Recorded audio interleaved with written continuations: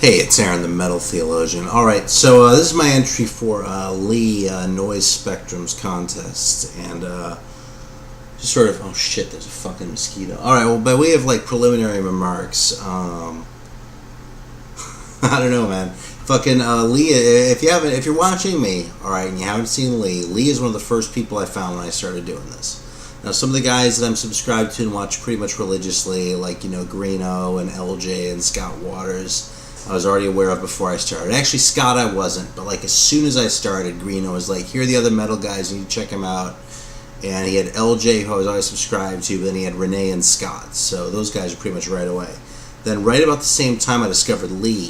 In fact, that might have been the same email from Greeno, I'd have to check. But, yeah, Lee kind of had a different style, because at the time, and even now, Lee isn't very on camera very often. He kind of tends to show the records and talk about things, so it kind of comes off weird, but it's a different impression in a cool way, too. And I'd say the truth, I think it's actually a really good idea as far as how to handle it if you're not comfortable actually being in front of the camera, which I don't think is actually the case for Lee, but that's how it goes. So, yeah, anyway, the NoiseSpektrum channel, man, he showed some good shit, especially if you're interested in Canadian obscuros. And, some of the other Canadians on here will talk about, like Spud Boy or John the Kiss Fan or Bobby Gass, talk a lot about sort of, the big name Canadian bands and some of the, like stories about the early days of Triumph or Rush or some of the other bands like that. Lee's approach tends to be more, even though he knows that stuff and he'll talk about it sometimes, is he'll have cool Canadian pressings of things that you'll know, like they did a feature on like the Bonsai ones with the little speed metal logo on it, and that shit I just think is cool as hell as a collector. I mean, I actually don't collect that sort of thing because, I don't need every pressing of every single thing, but it's really cool to see that shit, and here's someone who knows about that stuff talking it through. So all this by way of saying, subscribe to Lee, because it's a damn good channel. One of my favorites on here, no shit. So anyway, so the contest was, first of all, show a picture of yourself from when you were a little kid. Well, that's not true. Show a picture of yourself from the time when you started collecting. Like when you were just starting to collect, where, you weren't just buying your own shit. I mean, where you weren't just listening to your parents' shit, where you're starting to buy your own shit, okay? For me, that would be right around age 11, and I have no pictures. So, just in the interest of showing that I'm a good sport, though, here's a picture of me from when I was 3. Look at that shit. It's like 1975 or 76, that would be. I was like in an old frame. Let's see if I can get that a little bit. There you go. I'll check out that hair because I was fucking rocking in the free world.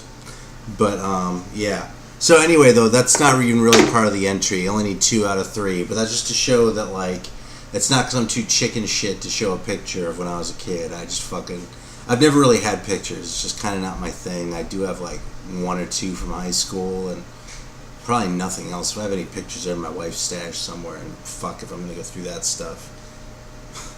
Because it's hers for one thing. That's one of the ways we respect each other's boundaries, actually. But anyway, so the other 2 things were to start to talk a little bit about where we sort of see ourselves in like 5 years as collectors, and then to show a few records, actually 3 records specifically from when we started collecting, or 3 of our earliest records, as he put it, 3 of the first ones we bought, and just talk about those and sort of the influence we had. And so, I'm looking forward to talking about some of that stuff, but I'm parched, man. I don't know if I can do it. So fortunately, there's this right here. This is the fucking Boylan's Creamy Red Birch Beer, which I've never had before. I'm so thirsty. Better bust this open so I can talk about the other shit. So let's see how we like this.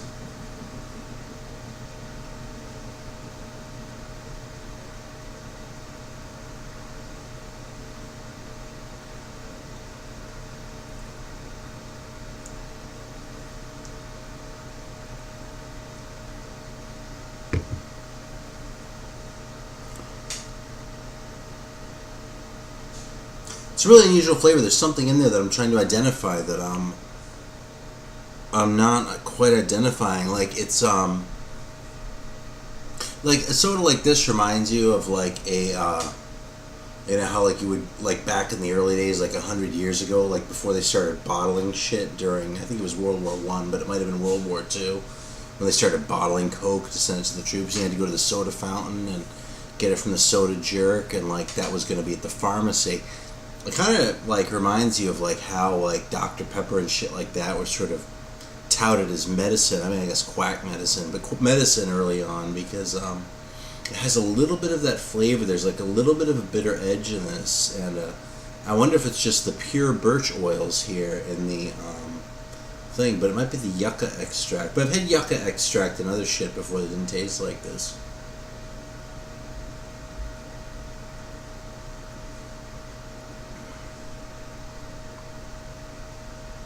Yeah. This is good. I would drink this again, but it's an unusual flavor. It says creamy red birch beer, and I'm not sure if it's birchy or creamy, even though it's definitely red, which you probably can't see because of the light in there, but like, the light's right there, right? Behind the computer monitor, and like when I hold it up like this, it looks red to me, but on the camera it looks like a Coke, so you have to take my word for it that it's red. It's good. It's a little bit medicine-y. I could see where a lot of people might find that off-putting, but that thing is really tasty. That might just be the birch beer thing. I've only had a couple birch beers, so I'm not even really all that. I don't have this really clear picture in my head of what a birch beer should even taste like, as contrasted with like a, you know, a cola or a cream soda or a root beer.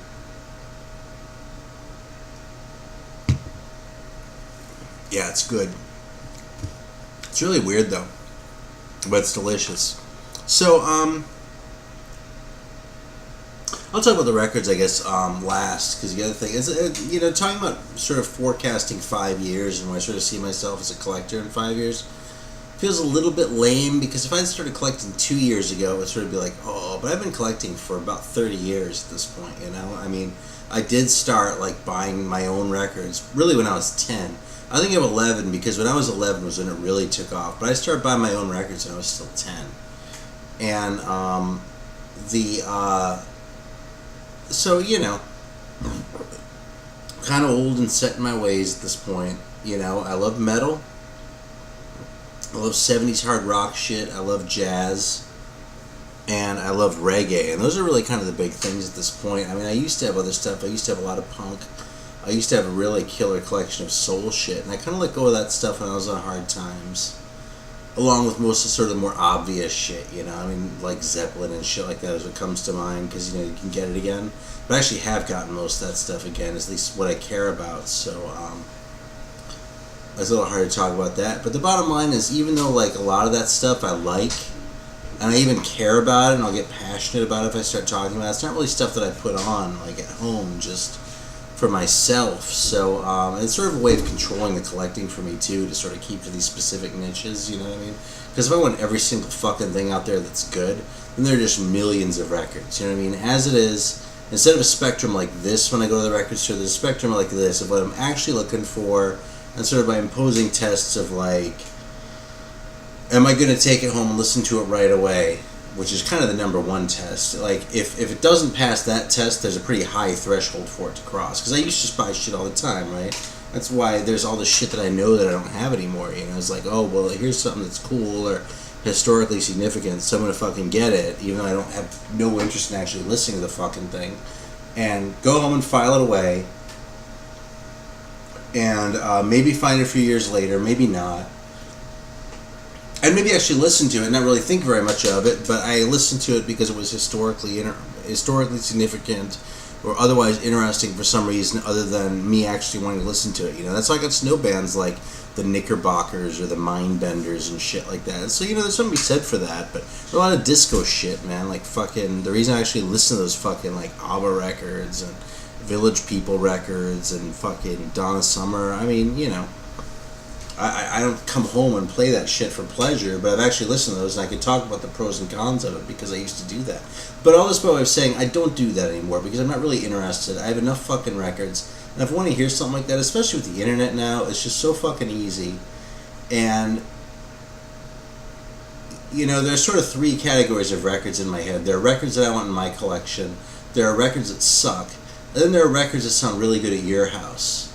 You know what I mean? That doesn't mean they wouldn't sound good at my house, but it's like, if I were at your house and I were going through your collection, that's a record I would really enjoy pulling out and listening to. It means it's a damn good record. You know what I mean?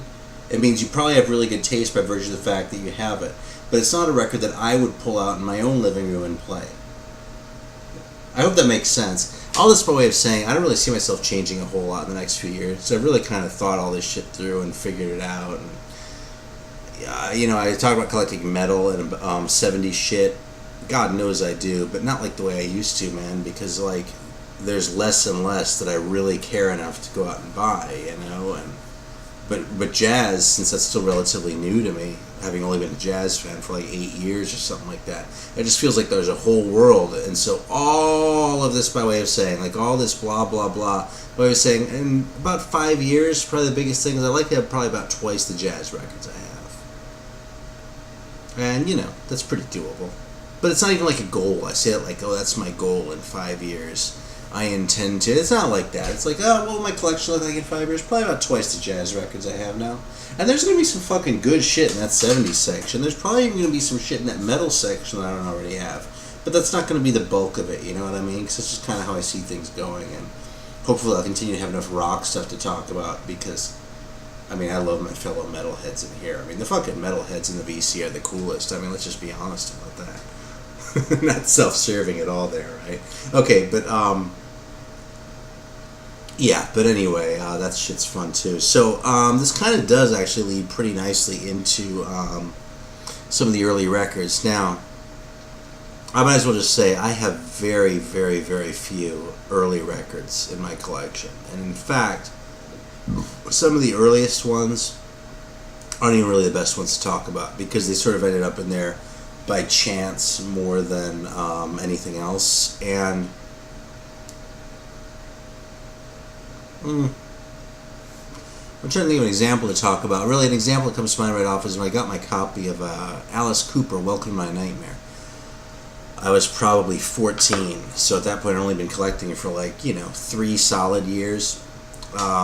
So, that would probably count, I suppose, but I already probably had 100 records at that point, something like that. So, but the reason for this is that when I was that age, I was more inclined to sort of turn things over. I'd trade things and get rid of shit to get new shit. Like someone offered me some money, there was something new that I really wanted, I'd be more likely to let it go. And now it's like, yeah, fuck no, nothing here is going anywhere. This is the baseline that we've got in the living room right now. It's like, okay, maybe we can do some hustling to get the new shit, but not at the expense of what's already in there, unless there's, there are exceptions, right? But anyway, the collection would sort of rotate because of that more, and then a lot of the shit I just either don't like anymore or I didn't like and I got rid of it in a purge and then kind of got again over time, you know what I mean? So, like Dio is probably an example of that category. I like Dio kind of, but actually, something? I didn't really like the Dio albums very much in the 80s. I liked certain songs, but I would get a record like The Last in Line. I think this hit like The Last in Line was really good, and maybe We Rock, and the whole rest of it would just kind of peter out for me. Now I listen to that record all the way through and I really enjoy it. Holy Diver even more so. But at the time, I don't know, man. It just took a really exceptional record. So what I've done was, I'll tell what some of the records were. Very first record I ever bought was Men at Work, Business as Usual. Wish I had a better choice than that, but that's what it was. I love that shit, and the irony is I hate that kind of comedy shit that they were into. I still kind of have a soft spot for them, but all that funny shit, Who Can It Be Now, and all the corny shit in their videos and that. I just thought that shit was awesome. I just ate that right up. So that was my first record. My second record was Cargo. Then I started buying tapes. Okay. My very first tape was An Innocent Man by Billy Joel, which I bought because my mom already had the Nylon Curtain. I was going to get the Nylon Curtain because that was one of my favorite songs on it. Even listening to those now, that's a pretty heavy record, actually, the Nylon Curtain. It's one, Billy Joel, you'd say cornball shit for all sorts of reasons and, whatever else, but he's an honest rocker. I don't think there's a whole lot of pretense about Billy Joel, and I still appreciate that about him today. Of course, the Attila records are fucking work of genius, as is the second Hassels record. And I don't know if An Innocent Man is really a record to be proud of, but you know, I can listen to an Alan Curtin even now and go, I can kind of see where I ended up going with this. The second tape I ever bought, and I bought tapes, by the way, for about a year, and then I went back to records. To a large part because I was living in Germany and I couldn't find tapes for shit. So I would buy records and tape them at friends' houses, so I didn't have a turntable yet, and then eventually I got my own record player. But I actually probably had about 100 records before I had a record player. Anyway, first tape was An Innocent Man, the second tape was this. Obviously not this copy. I've shown this before actually, but this is Eliminator by ZZ Top, and I so played the shit out of this. I actually think I talked about this in a video once before, but I was just so blown away that like that was just so cool to listen to Billy Gibbons play guitar for a long time. To this day, he's one of my favorite guitar players. There are a lot of bands that I love dearly where I kind of don't give a shit about the guitar player, like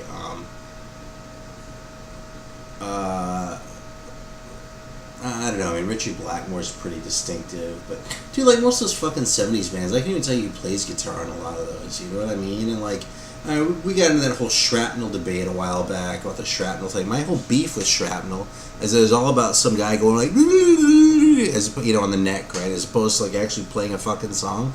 And I hate that shit. I have no patience for that. But I could listen to Billy Gibbons just sit there and solo because he knows what to take out.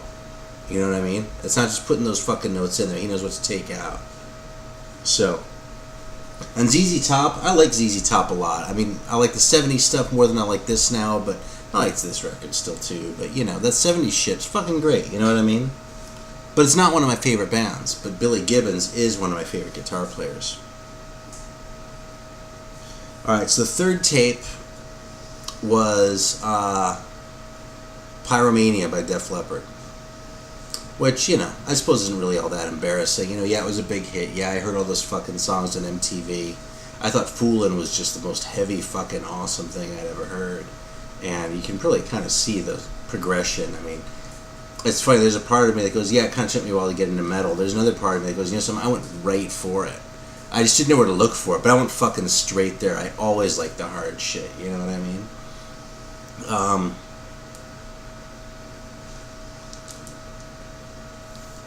My fourth one, though, was actually this. And again, not this copy. I bought it on tape. How about that? And the story, actually, is that, okay, I got sucked in, alright? Like, when like, the jazz guys, like me, say shit like, oh, you know, Herbie Hancock, fucking in the 80s, he kind of went off the reservation and, like, did all that shit with the synths, and then made that video on MTV that was so weird, so it sucked people in. Well, yeah, I was one of the people who got sucked in, okay? So that video, I think I saw it in the middle of the night for the first time. It completely blew my mind. I was like, this is the weirdest fucking thing. By the way, if you're watching this and you're 20, on MTV they used to show videos of, like, bands, like, of their songs and shit. Like, the M stood for music. You know? As opposed to, bullshit.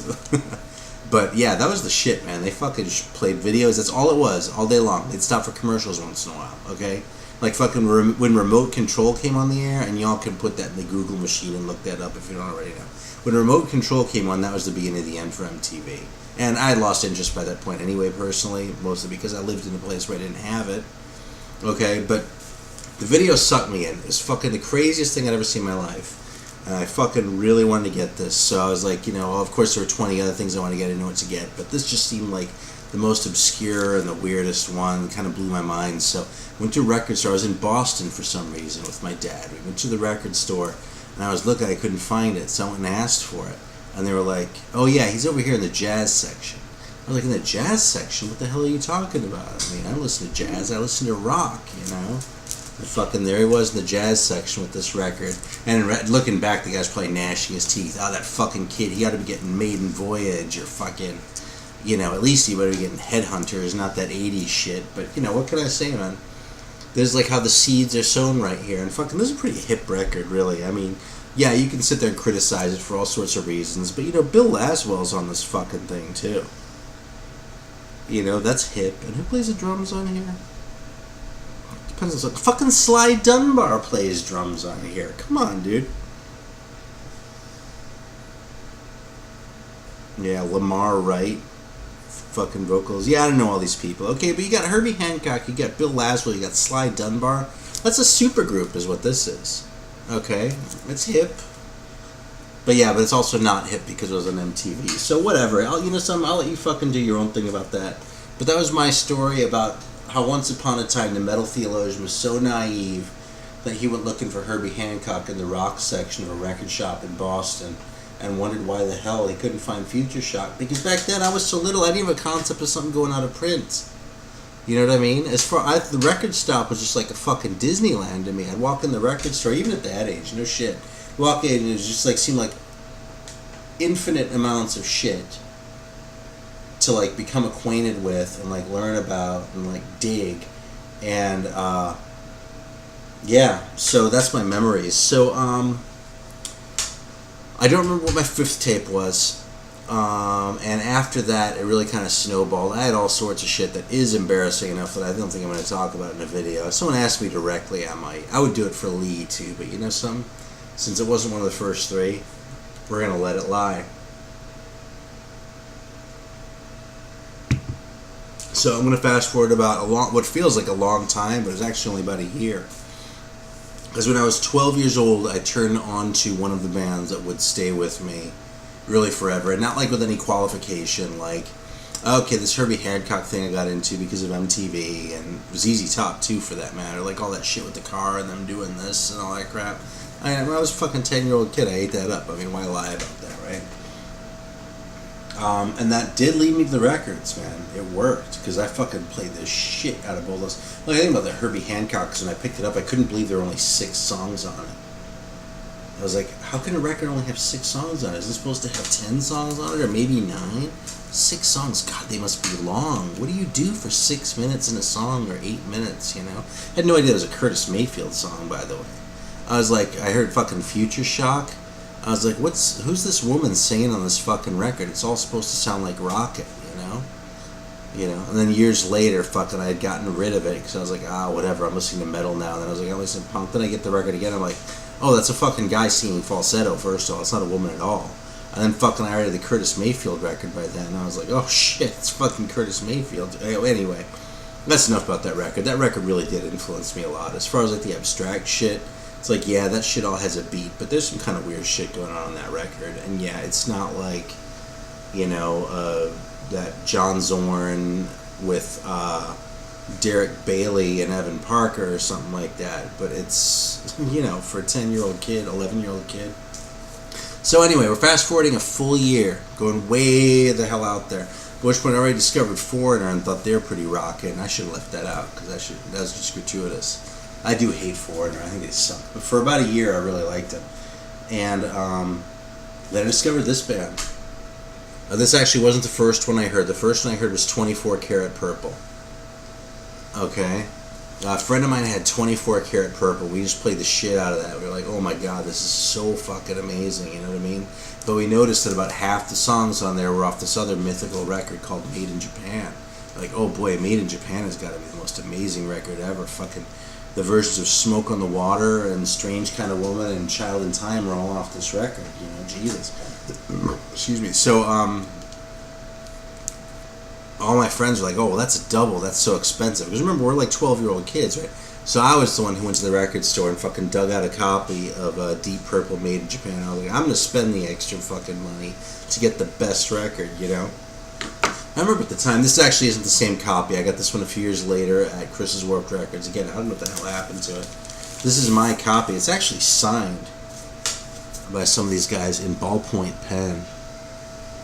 Same deal. I can't vouch for the provenance because I bought them, but that sure looks like Ian Gillan to me. And that sure looks like Ian Pace to me. And actually, that's Roger Glover right there pretty clearly. But that looks to me like Richie Blackmore. Not quite sure. And if that actually is, if that is a Richie Blackmore signature, this might actually be kind of sought after, because I've heard he doesn't really sign shit. But, like I said, I just bought it. So, yeah, but I remember the cover was kind of weak, and then I had the sunburst thing inside the gatefold, which just didn't seem all that great. I was like, man. And it's from 2 shows. Only 2 shows, you know what I mean? But, Yeah, I took it home and it blew my fucking mind. And when I talk about Deep Purple records, I tend to talk about in rock, because if we're gonna pick one personal favorite, it's pretty much in rock. I mean, the fact is, Smoke on the Water. You know, I really, when I'm thinking how much I love Deep Purple, it's not because I really want to hear Smoke on the Water again. Same thing with Highway Star, although I can still listen to the Mule. I mean, not the Mule, Space Trucking. That's a riff I'm really not sick of, even after all these years. Even Strange Kind of Woman, though, I don't really dig like I used to.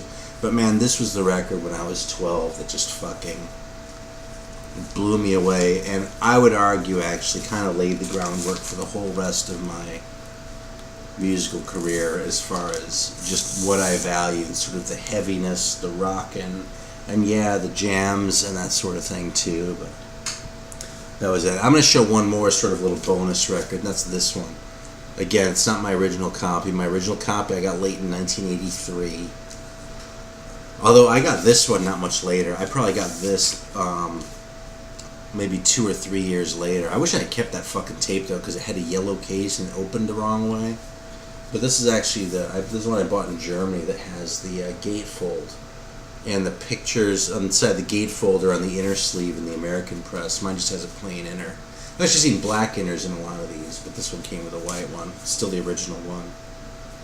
But yeah, no barcode on this fucker. But I bought this brand new at the store in probably around 86, something like that. But in 83, when I first moved to Germany, in that fall there was a big festival on that they were broadcasting on the German TV, which I now know because I went looking for it on YouTube. It was like this big thing live in Dortmund. But the lineup was Iron Maiden, Judas Priest, Ozzy Osbourne, Def Leppard, Quiet Riot, and the Michael Schenker Group. Okay? Now, I didn't stay up for the whole thing, so I didn't see the Michael Schenker Group. Oh, the Scorpions, too. But I watched it because Def Leppard was on it. And I was like, oh, I gotta see Def Leppard, because I already had Pyromania, right? And I was like...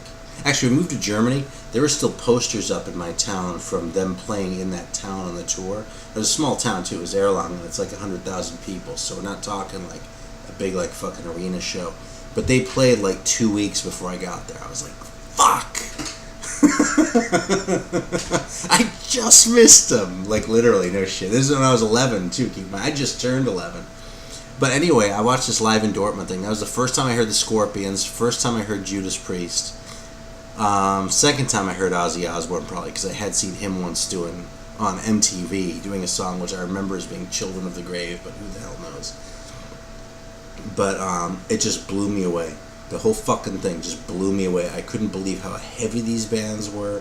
I couldn't believe how intense they were, and the whole thing just tripped me out. Well, Iron Maiden really grabbed me. They were really starting to get traction, like people were talking about them in school, and I was like, wow, holy fuck. I wasn't quite sure if I had the balls, because they just seemed so hard, but I went out and got a copy of Peace of Mind, and yeah, same deal. Fucking the song Revelations, actually, like the way it's slow and shit, and kind of dirgy. It doesn't even really sound that way to me because I know the song so well, but I remember at the time I found that really kind of intimidating. You know, that doo-doo, doo-doo, doo-doo, doo-doo, that riff, just like, actually that was out of key, but whatever. Yeah, so I was a little scared to play that for a while, but obviously it stayed with me. So I think it's kind of easier to go back and talk about that than sort of broadcast in the future, because I'll tell you one thing about 5 years from now is if I'm still alive in 5 years, which I have every intention of being, I'm still pretty much going to be an Iron Maiden fan. Like any issues I ever had with that band over, you know, their later records or whatever else, that's long in the past, man. Bottom line is we're all friends. That's one of the fucking greatest bands ever, you